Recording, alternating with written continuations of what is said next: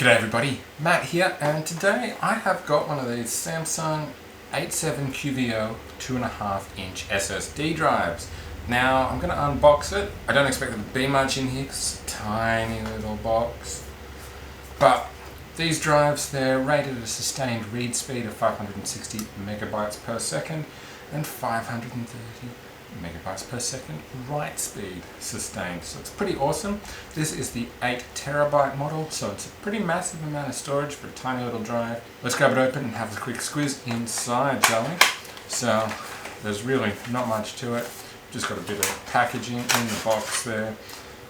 Nothing else in here. Right on the top of the drive here, we've got our installation guide and warranty statement. So we can just pull that off. Definitely check it out if it's your first time playing with one of these drives. Under that, we have our drive. That's what we're all here for. So, just pops straight out. Nothing else in here. Again, tiny little thing. It'll fit in a standard 2.5-inch slot in pretty much anything that takes 2.5-inch drives.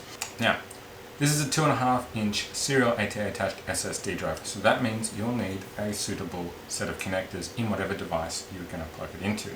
So we've got here a SATA port and a SATA power. That means you'll need something like this to plug it into, and that just slots straight on to provide your serial ATA connection to a computer or something like that. And then you'll also need serial ATA power, which will look something like this. So that again just plugs straight in there next to the data port. And make sure your computer or whatever device you're plugging it into is off when you do this. You don't want to kill anything. And that's it. You're plugged in. But you probably won't have a dangly end like this.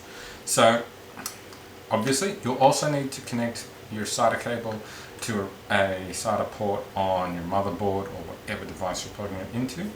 So that's it. This is a really simple, straightforward drive to get plugged in and set up. Hope you found this video helpful. Be sure to like it and also subscribe to my channel for more videos like this from me.